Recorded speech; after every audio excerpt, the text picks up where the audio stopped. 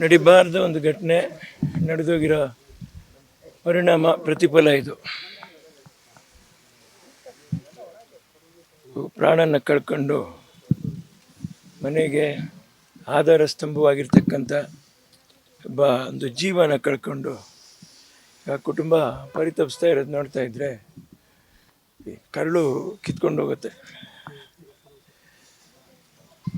ಜೀವನದಲ್ಲಿ ಮನುಷ್ಯ ಹೇಗೆ ಬಾಳಬೇಕು, ಹೇಗೆ ನಡ್ಕೋಬೇಕು, ಯಾವ ಒಂದು ದಿಕ್ಕಿಗೆ ಮಾನವೀಯತೆ ಸಾಗ್ತಾ ಇದೆ, ನಮ್ಮದು ಮನುಷ್ಯತ್ವ ಸಾಗ್ತಾ ಇದೆ.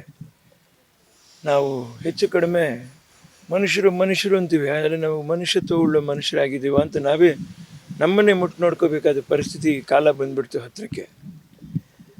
ಜೀವನ ಇಡೀ ಸಂಪಾದನೆ ಅಂತ ಅಲ್ವೇ ಅಲ್ಲ, ಜೀವನ ಇಡೀ ಹೆಸರೂ ಅಲ್ವೇ ಅಲ್ಲ.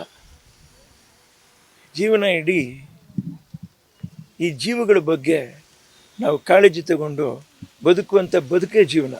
ತಪ್ಪಿಕೊಂಡ್ರು ನನ್ನ ಅಷ್ಟೇ ಅವರು ಪಶ್ಚಾತ್ತಾಪ ಅನುಭವಿಸ್ತಾ ಇದ್ದಾರೆ.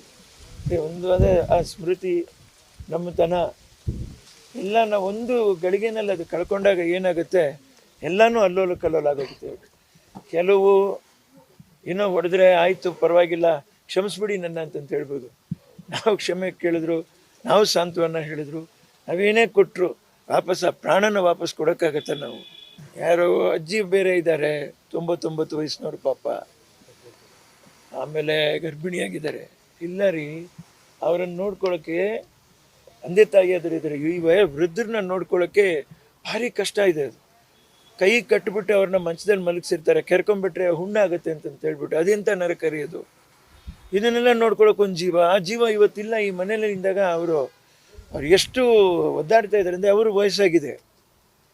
ಅದು ಭಾರಿ ದೊಡ್ಡ ವಿಷಯ. ಅದು ಯಾಕೆ ತಡ ಆಯ್ತು ಸರ್? ಈಗ ರೇಣುಕಾಸ್ವಾಮಿ ಮನೆಗೆ ವಿಸಿಟ್ ಮಾಡಿದ್ರಿ, ದರ್ಶನ್ ಈ ವಿಚಾರವಾಗಿ ಏನಾದ್ರು ಮಾತಾಡಿದ್ರ ನಿಮ್ಮ ಜೊತೆ?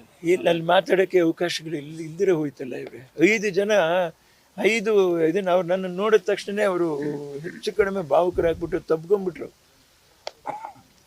ಅಣ್ಣ ಹೇಗಿದೆಯಣ್ಣ, ಏನಣ್ಣ ಬಂದಿಯಣ್ಣ, ನೀ ಬಂದಿಯಣ್ಣ ನಾನು ನೋಡೋಕ್ಕೆ ಅಂತಂತ ಹೇಳ್ಬಿಟ್ಟು ಕೇಳಿದೆ. ಇಲ್ಲಿನೂ ಅದೇ ಥರ ಸ್ವೀಕಾರ. ನಿಮ್ಮ ಅಮ್ಮನ ನೋಡಿದ್ದೀವಿ ರೀ 2 ಸರಿ 3 ಸರಿ, ನಿಮ್ಮ ತಾಯಿಯವ್ರ ಪಿಕ್ಚರ್ ನೋಡಿ ಅವರಷ್ಟು ಭಕ್ತಿ ಭಾವನೆ ತುಂಬಿ ಅವ್ರನ್ನ ನೋಡಿ ನಾವು ಕಲ್ತವ್ರು, ನಾವು ಅಭಿನಯ ಮಾಡೋಕ್ಕೆ ನಾವು ಬಾಳಕ್ಕೆ ಕಲ್ತವ್ರು. ಏನು ಸಾರ್ ಈ ಥರ ದಿನಗಳು ಬರ್ತಾವ ಸಾರ್ ಅಂತ ಕೇಳ್ತಾರೆ, ಹೊಟ್ಟೆ ಬರೆದೋಗುತ್ತೆ. ಅಯ್ಯೋ ಯಪ್ಪ, ಅದೇ ದರ್ಶನ್ ವಿರುದ್ಧನೇ ಕೊಲೆ ಆರೋಪ ಇದೆ ನೋಡೋಣ. ಪಾಪ ಅದನ್ನೇ ಹೇಳಿದ್ದಾರೆ. ಪಾಪ ಅವ್ರಿಗೆ ಗೊತ್ತಿಲ್ಲದೆ ಇರುವಂಥದ್ದು ನನಗೆ ಮಾತ್ರ ಹೇಗೆ ಗೊತ್ತಾಗುತ್ತೆ? ಅವ್ರು ಅದನ್ನೇ ಹೇಳ್ತಾ ಇದ್ದಾರೆ, ಇವ್ರದೇ ಸರಿ ಇವ್ರದೇ ತಪ್ಪು ಅಂತ ನಾನು ಹೇಳ್ತಾ ಇಲ್ಲ. ಇನ್ನೂ ಗೊತ್ತಿಲ್ಲ ಯಾರು ಅಂತ ಗೊತ್ತಿದ್ರೆ ಅವ್ರಿಗೆ ಶಿಕ್ಷೆ ಆಗಬೇಕು ಅಂತ ಅವ್ರು ಹೇಳ್ತಾ ಇದ್ದಾರೆ.